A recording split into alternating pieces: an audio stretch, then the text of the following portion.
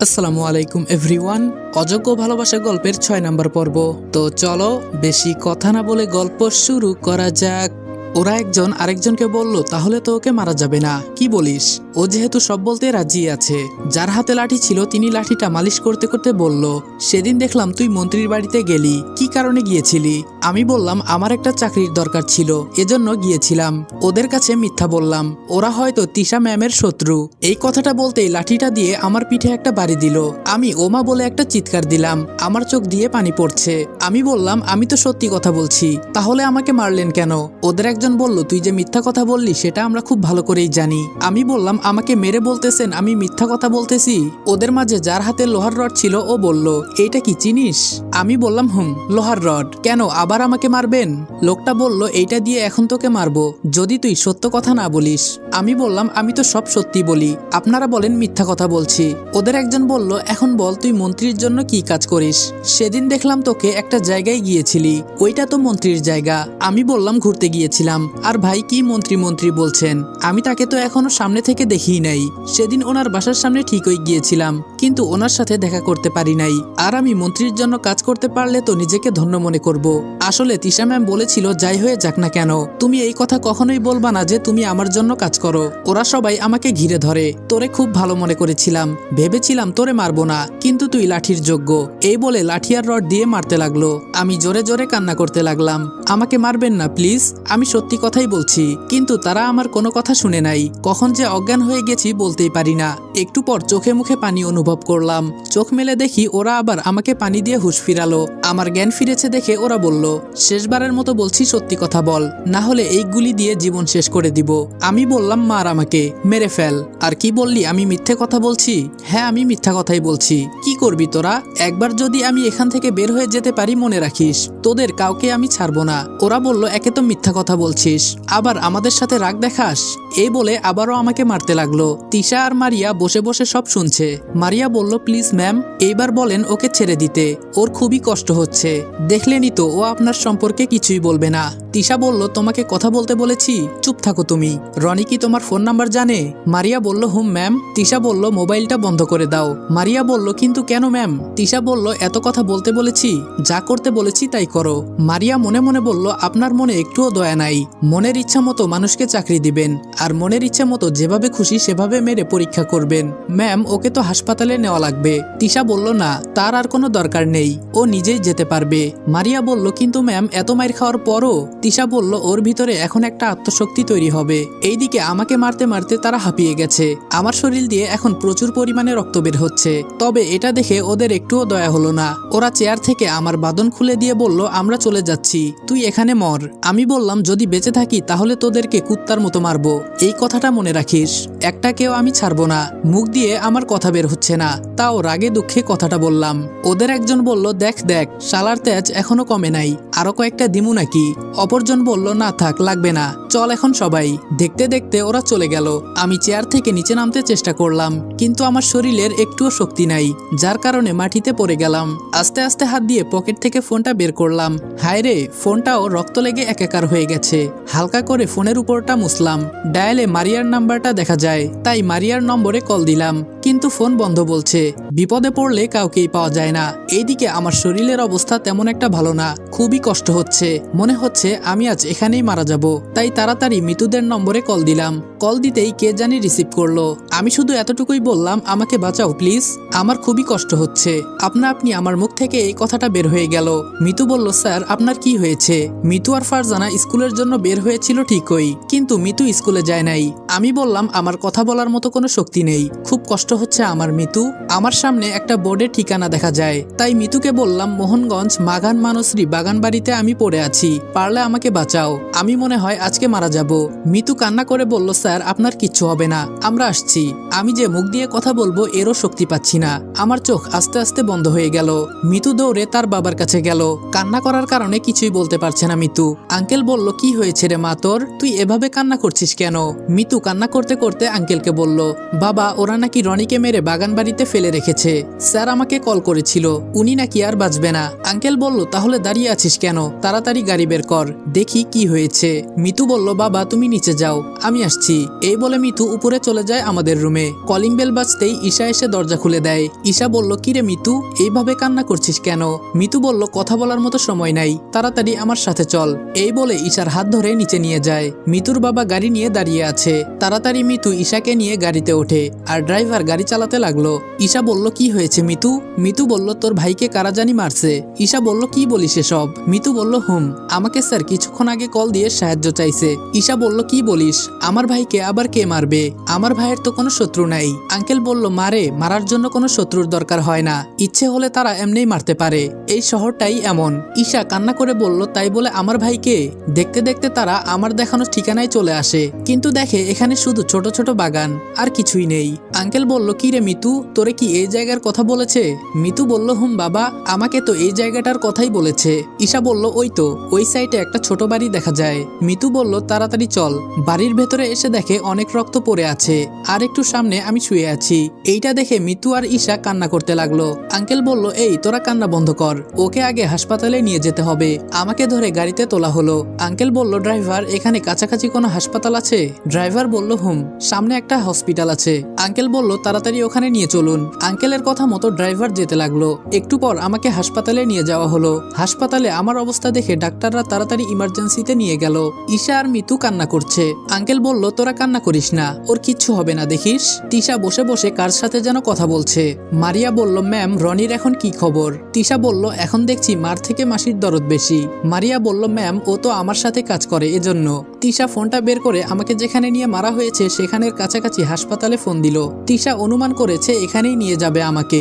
কাছাকাছি হাসপাতাল বলতে এই একটাই আছে। ডাক্তার বলল, হ্যালো, কে বলছেন? তিশা বলল, আমাকে চিনেন না? ডাক্তার বলল, ম্যাম, আপনি আমাদের হাসপাতালে কল দিলেন, আমরা তো ধন্য হয়ে গেলাম। কিভাবে আপনাকে সাহায্য করতে পারি ম্যাম? তিশা বলল, এখানে রনি নামের একজন রোগী এসেছে। ডাক্তার বলল, জি ম্যাম, কিছুক্ষণ আগেই এসেছে, তবে ওর অবস্থা বেশি একটা ভালো না, হয়তো রক্ত লাগবে। তিশা বলল, রক্ত আর যাই লাগে সবকিছু জোগাড় করেন, আর একটু পর আমার সেক্রেটারি আসবে, কোনো সমস্যা যেন না হয়। ডাক্তার বলল, জি ম্যাম, সব হয়ে যাবে, আপনি কোনো চিন্তা করবেন না। তিশা বলল, আর আমি যে এই হাসপাতালে কল দিয়েছি এটা যেন কেউ জানতে না পারে। ডাক্তার বলল, জি ম্যাম, কেউ জানবে না।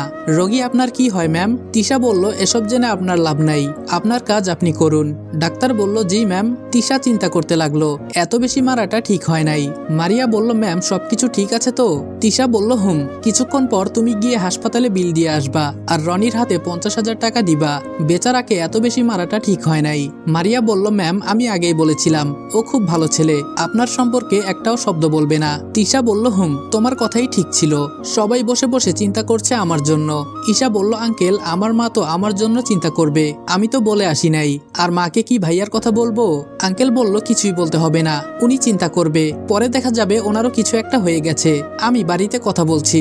মিতু বলল, বাবা, তুমি বলে দাও। 1 ঘন্টা হয়ে গেছে, ডাক্তার আসার এখনো কোনো খবর নাই। কিছুক্ষণ পর ডাক্তার বের হলো। আঙ্কেল তাড়াতাড়ি ডাক্তারের সামনে গিয়ে বলে, এখন রোগীর কি অবস্থা? ডাক্তার বলল, আলহামদুলিল্লাহ, এখন ভালো আছে, কিছুক্ষণ পর রোগীর জ্ঞান ফিরবে। আঙ্কেল বললেন, অনেক অনেক ধন্যবাদ আপনাদেরকে। মিতু বলল, বাবা, স্যার ভালো আছে তো? আঙ্কেল বললেন, রে মা, ভালো আছে, কিছুক্ষণ পর জ্ঞান ফিরবে। ঈশা বলল, আমি জানি আমার ভাইয়ার কিছু হতে পারে না। যখন আমার জ্ঞান ফিরলো তখন দেখি আঙ্কেল আমার সামনে বসে আছে। আঙ্কেল বললেন, এখন কেমন লাগছে বাবা? আমি বললাম, জি, অনেকটা ভালো ফিল করছি। আঙ্কেল বললেন, একটু দেখে শুনে চলবা না? আচ্ছা, তোমার কিভাবে কি হলো? আমি বললাম, আসলে আঙ্কেল হয়েছে কি, কিছু পোলাপান আমাকে আটকিয়ে বলে আমার কাছে যা আছে সব দিয়ে দিতে, আমি কিছু দেই নাই, এজন্য তারা আমাকে অন্য জায়গায় নিয়ে মারছে। মিথ্যা বললাম। আঙ্কেল বলল, বুঝতে পারলাম, তুমি থাকো, আমি কিছু খাবার নিয়ে আসি। আমি বললাম, না আঙ্কেল, লাগবে না। আঙ্কেল বললেন, শুয়ে থাকো, এই বলে চলে গেল। হঠাৎ আমার বুকে কে জানি লাফিয়ে পড়লো। মিতু বলল, স্যার, আপনার কিছু হয় নাই তো?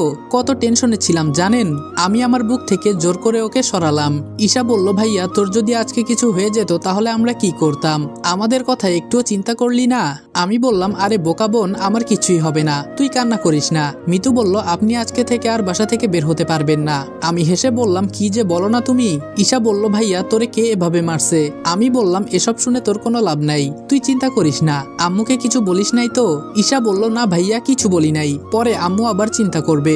আমি বললাম, ভালো করেছিস। হঠাৎ করেই মারিয়া এসে বলল, রনি এখন তুই কেমন আছিস? আমি একটু রাগ দেখিয়ে বললাম, যা তুই, তোর আমার খবর রাখতে হবে না, বিপদে পড়লে কাউকেই পাওয়া যায় না।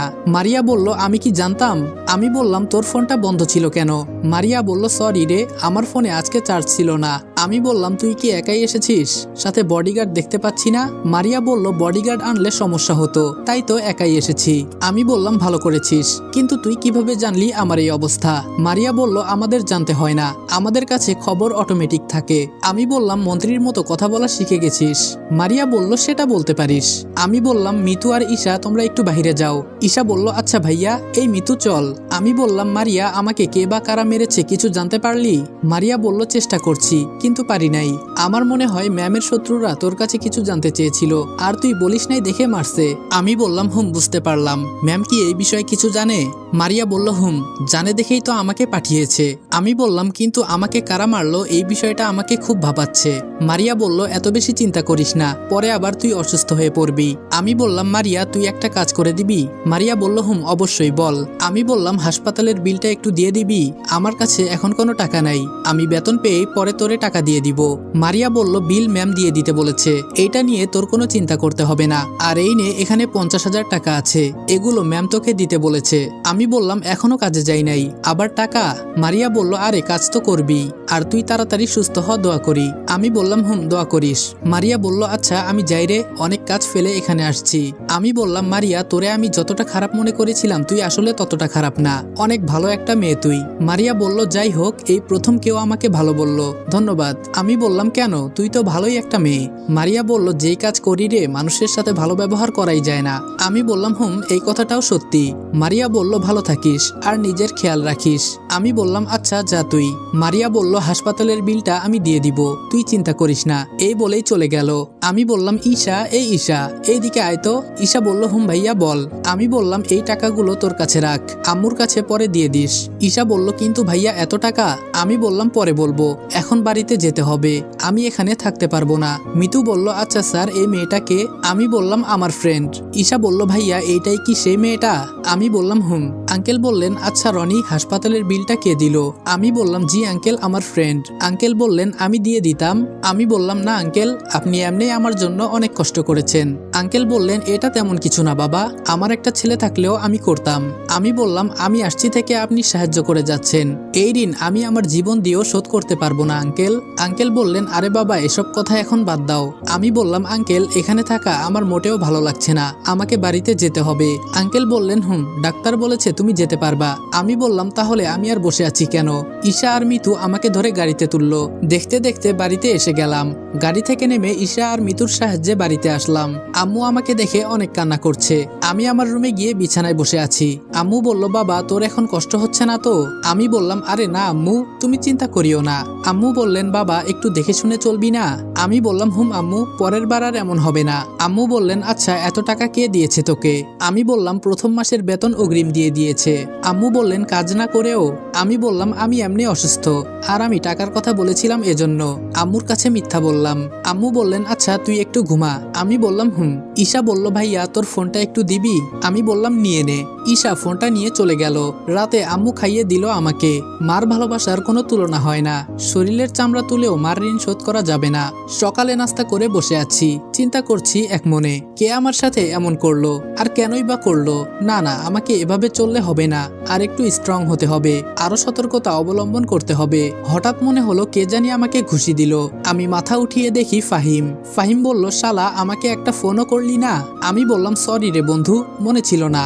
ফাহিম বলল, মনে থাকবে কিভাবে, আমাকে তো আর তোর বন্ধুই মনে করিস না। আমি বললাম, সত্যি মনে ছিল না। ফাহিম বলল, আচ্ছা তোকে মারলো কে বলতো? আমি বললাম, বলতে পারি না রে। আচ্ছা সেসব ছাড়, তুই আমার ঠিকানা পেলি কি করে? ফাহিম বলল, তোর ফোনে কল দিয়েছিলাম, তোর বোন ফোন ধরেছিল, আর সবই বলেছে আমাকে, তোর বোনের কাছ থেকে ঠিকানা নিয়ে আসছি। আমি বললাম, ভালো করেছিস, না হলে কিছুক্ষণ পর আমি ফোন করতাম। ফাহিম বলল, আমাকে একটা কল দিতি, দেখতাম ওরা তোরে কিভাবে কিভাবে মারতো। আমি বললাম বাদ দে রে, এখন বল তোর গার্লফ্রেন্ডের খবর কি। ফাহিম বলল আমি তো তোর আশায় বসে আছি। আমি বললাম আচ্ছা আমি আগে সুস্থ হয়ে নেই, পরে দেখছি কি করা যায়। ফাহিম বলল দেখতে দেখতে কয়েক বছর কাটিয়ে দে আর আমি আইবুড়ো হয়ে যাই। আমি বললাম পারলে তুই কর। ফাহিম বলল ভয় করে বাবা, আমি এসব করতে পারবো না। আমি বললাম একবার ভয় কাটিয়ে যদি প্রপোজ করে দিস তাহলে দেখবি কোনো ভয় থাকবে না। ফাহিম বলল তোর আর ভয় দেখাতে হবে না। আচ্ছা তোর টাকা পেয়েছিস? আমি বললাম দেখি নাই। ফাহিম বলল 8,000 টাকা দিয়েছি তোর বিকাশে, দেখে নিস। আমি বললাম আচ্ছা দেখবনি। ফাহিম বলল তাহলে আমি যাই রে। আমি বললাম এত সহজে চলে যাবি কিভাবে বল, আগে খাবার খাবি পরে যাবি। ফাহিম বলল না রে বন্ধু, খেয়ে আসছি। আমি বললাম দেখ যেতে পারিস কিনা, আমার বোন তোর ঠ্যাংগুলো ভেঙে রেখে দিবে। ফাহিম বলল ভয় দেখাস? আমি বললাম মনে কর তাই। ফাহিম বলল সময় আমারও আসবে। আমি বললাম কি দিয়ে আসবে, গাড়ি নাকি হেলিকপ্টার? ফাহিম বলল মজা করিস বেডা। ঈশা বলল ভাইয়া চলেন, আম্মু ডাকছে খাবার খেতে। আর ভাইয়া তুই এখানে বসে থাক, আমি খাবার দিয়ে যাবনি। আমি বললাম ঈশা একটা কাজ কর, ফাহিম তোদের সামনে খাবার খেতে লজ্জা পাবে, তুই খাবারগুলো এখানে নিয়ে আয়। এইটা ঠিক কথাই বলেছিস। এরপরে ফাহিম খাওয়া দাওয়া করে চলে গেল। দেখতে দেখতে 10 দিন হয়ে গেছে। এখন আমি মোটামুটি অনেকটা সুস্থ আছি। আর বসে থাকলে হবে না, আগামীকাল থেকে কাজে লেগে পড়বো। আমাকে অনেক দূর পর্যন্ত যেতে হবে। আমি বললাম ঈশা রেডি হতো। ঈশা বলল কেন ভাইয়া? আমি বললাম আজকে তোকে নিয়ে মার্কেটে যাব। ঈশা বলল সত্যি ভাইয়া? আমি বললাম হুম। আর আম্মুকেও বল। ঈশা বলল আম্মুকে বলতেছি আমি। একটু পর আম্মু এসে বলল কি পাগলামো করিস, আমি কেন যাব মার্কেটে? আমি বললাম ধুর আম্মু চলো তো, সবাই মিলে গেলে ভালো লাগবে। আম্মু বলল তোরা 2 ভাই বোন মিলে মার্কেট করে আয়। আমি বললাম না আম্মু তুমিও চলো। এরপর সবাই রেডি হয়ে মার্কেটে গেলাম। ঈশা বলছিল মিতু আর ফারজানাকে সাথে নিতে, কিন্তু ওরা বড়লোক বাপের মেয়ে, আমার কাছে এত টাকা নাই যে ওদের মার্কেট করে দিব। আম্মু আর মিলিকে মার্কেট করে দিয়ে আমার জন্য কিছু কিনলাম। আর শেষে মিলিকে ভালো র্যামের একটা ফোন কিনে দিলাম। সব শেষে বাসায় আসলাম। আসতে আসতে রাত হয়ে গেল। রাত 8টার দিকে মিতুদের পড়াতে গেলাম। ফারজানা বলল স্যার আপনি এখন ভালো আছেন তো? আমি বললাম হুম অনেক ভালো। কি মিতু মন খারাপ নাকি তোমার, কথা বলছো না যে আমার সাথে? মিতু বলল আপনি অনেক খারাপ। আমি বললাম ও মা আমি আবার কি করলাম? মিতু বলল একা একা ঘুরে আসছেন, আমাকে সাথে নিলে কি হতো? আমি বললাম ও এই ব্যাপার তাহলে। আসলে ঈশাকে একটা ফোন কিনে দেওয়া লাগতো, এজন্য ঈশাকে নিয়ে গেলাম আর আম্মুকে কিছু মার্কেট করে দিলাম। আর তুমি চিন্তা করো না, তোমাদের সবাইকে একদিন ঘুরতে নিয়ে যাব। ফারজানা বলল সত্যি ভাইয়া? মিতু বলল সেই দিন আর আসবে না মনে হয়। আমি বললাম এই তো সামনে শুক্রবারে নিয়ে যাব, যাও কথা দিলাম। এখন বই বের করো। কিছুক্ষণ ওদের পড়িয়ে বাসায় চলে আসলাম। বাসায় এসে দেখি 10টার মতো বেজে গেছে। মারিয়াকে একটা কল দিলাম। মারিয়া বলল কি অবস্থা রনি? আমি বললাম ভালো, তুই এখন কোথায়? মারিয়া বলল তিশা ম্যামের সাথে। আমি বললাম ম্যাডামের কাছে ফোনটা একটু দে তো। মারিয়া বলল আচ্ছা দাঁড়া আমি দিতেছি। তিশা ম্যাম বলল রনি তোমার কি অবস্থা? এই এত সুন্দর কণ্ঠ ম্যামের আমি তো আগে জানতামই না। কণ্ঠ শুনে আবারও ক্রাশ খেলাম। শুধু ক্রাশই খাই, আর কিছুই করতে পারি না। আমি বললাম জি ম্যাম, এখন আলহামদুলিল্লাহ অনেকটা ভালো, আর আমি কালকে থেকে কাজ শুরু করে দিব। তিশা ম্যাম বলল শুনে খুব খুশি হলাম, তবে সাবধানতার সাথে কাজ করবা। আমি বললাম জি ম্যাম, এসব নিয়ে চিন্তা করতে হবে না। তিশা ম্যাম বলল আর আমার সাথে দেখা করবা রাতে ঠিক এই সময়টাতে, আর খেয়াল রাখবা তোমাকে যেন কেউ দেখতে না পায়। আমি বললাম আচ্ছা ম্যাম ঠিক আছে। মারিয়া বলল রনি শুন। আমি বললাম হুম বল। মারিয়া বলল তোর অসুখ তো ভালোভাবে কমেছে? আমি বললাম হুম রে, আমি কালকে থেকে কাজে লেগে পড়বো, তুই দোয়া করিস। মারিয়া বলল আগের মতো মায়ের খেয়ে হাসপাতালে ভর্তি হইস না আবার, এই বলে হাসতে লাগলো। আমি বললাম মজা করিস আমার সাথে? মারিয়া বলল সরি সরি, কিছু মনে করিস না। আমি বললাম আমরা গ্রাম অঞ্চলের পোলাপান, শুধু ভালো রূপে থাকি বলে সবাই ভালো বলে, খারাপ রূপটা একবার দেখালে বুঝতে পারবে যে আমি কে। মারিয়া বলল রনি তোরে আমি একটা কথা বলতে চেয়েছিলাম আরো অনেক আগে। আমি বললাম হুম বল। মারিয়া বলল তোদের বাসার পাশে কোনো জিম করার মতো কিছু আছে? আমি বললাম হুম আছে, বাসার সাইটে একটা জিম সেন্টার আছে। মারিয়া বলল কালকে থেকে ওখানে ভর্তি হয়ে যাবি। আমি বললাম চিন্তা করে দেখি, আর আমার কাছে এত টাকা নেই। মারিয়া বলল টাকার চিন্তা করিস না, আমি তোর বেতন বাড়ানোর জন্য বলবো ম্যামকে। আমি বললাম আগে জয়েন তো করি, আর তুই মন্দ কিছু বলিস নাই, চিন্তা করে দেখি। মারিয়া বলল আমি তোর ভালোর জন্যই বলেছি, যে চিকনার চিকনা তুই, মানুষ কি হুদাই তোরে মারবে? আমি বললাম তোরে সামনে পাইলে দেখিস কি করি, আমাকে নিয়ে মজা করিস? মারিয়া বলল আচ্ছা বাদ দে, আর বেস্ট অফ লাক। আমি বললাম হুম। মারিয়া আমার শরীরে হাত দিলে এখনো আমার সেই মায়ের কথা মনে পড়ে। আমাকে যারা মেরেছে আমি ওদের কাউকেই ছাড়বো না, কুত্তার মতো মারবো এক একটাকে, তুই দেখে নিস। মারিয়া মনে মনে বলল এই রে খাইছে, পাগল খেপে গেছে, যদি জানতে পারে ওরা ম্যামের লোক তাহলে কি হবে? আমি বললাম ওই কি চিন্তা করিস? মারিয়া বলল কিছু না, আর কে মেরেছে না মেরেছে এসব চিন্তা করে লাভ আছে বল, অতীত মনে রাখতে নেই। আমি বললাম কার গায়ে হাত দিছে এখনো টের পায় নাই, ভেবেছিলাম বিড়াল হয়ে থাকে। থাকবো, কিন্তু বিড়ালকে সবাই শুধু লাথি দেয়, কেউ আর টেনে নেয় না। এখন আমাকে সিংহ সাজতে হবে এই শহরে বাঁচতে গেলে। মারিয়া বলল, আমার তোর কথা শুনে কেমন কেমন জানি ভয় করছে। আমি বললাম, ভয়? এই জিনিসটার জন্য জীবনে সবকিছু হারিয়েছি। মারিয়া বলল, কেন, কি হয়েছিল তোর? আমি বললাম, পরে এক সময় বলবনি তোকে। মারিয়া বলল, আচ্ছা ফোন রাখি। আমি বললাম, ভালো থাকিস। এই বলে ফোন রেখে দিলাম। এখন আমার চিন্তা একটাই, জিম করব আর কোথায় নিজেকে রক্ষা করার জন্য মায়ের শেখানো হয় সেটাই খুঁজে বের করতে হবে। মারিয়া বলল, ম্যাম সর্বনাশ হয়ে গেছে। তিশা একটু ভয় পেয়ে বলল, কি হয়েছে? মারিয়া বলল, ম্যাম রনিকে যারা যারা মেরেছে রনি নাকি তাদেরকে খুঁজে বের করে সবাইকে মারবে। তিশা বলল, যেভাবে বলছো ভয় পেয়ে গিয়েছিলাম, ও এমন কিছুই করতে পারবে না, তুমি চিন্তা করিও না। আর যারা ওকে মেরেছে ওদেরকে কিছু টাকা দিয়ে অন্য জায়গায় চাকরির ব্যবস্থা করে দাও, তাহলে কোনো সমস্যা হবে না। মারিয়া বলল, জি ম্যাম ঠিক আছে। সকালে আমি ঘুম থেকে উঠে নাস্তা করলাম, রুমে গিয়ে পোশাক পরে তৈরি হতে লাগলাম। আজকে থেকে আমাকে কাজ করতে হবে। আসসালামু আলাইকুম এভরিওয়ান। অযোগ্য ভালোবাসা গল্পের 6 নম্বর পর্ব এখানেই শেষ করলাম। ভিডিওটা ভালো লাগলে লাইক এবং কমেন্ট করে দিও, আর চ্যানেলে নতুন হলে সাবস্ক্রাইব করতে ভুলবে না। আর হ্যাঁ, আমরা 100K সাবস্ক্রাইবারের খুব কাছাকাছি আছি, তো 100K উপলক্ষে আমরা যে কিউএনএ ভিডিওটা আনতে চেয়েছিলাম সেইটার জন্য একটা কমিউনিটি পোস্ট করা হয়েছে। তোমরা আমার কাছে কি কি জানতে চাও সেই কমিউনিটি পোস্টের কমেন্টে জানিয়ে দাও। তোমাদের প্রশ্ন অনুযায়ী 100K উপলক্ষে কিউএনএ ভিডিওটা আসবে। তো দেখা হচ্ছে নেক্সট ভিডিওতে। ততক্ষণ ভালো থাকবা, সুস্থ থাকবা। আল্লাহ হাফেজ।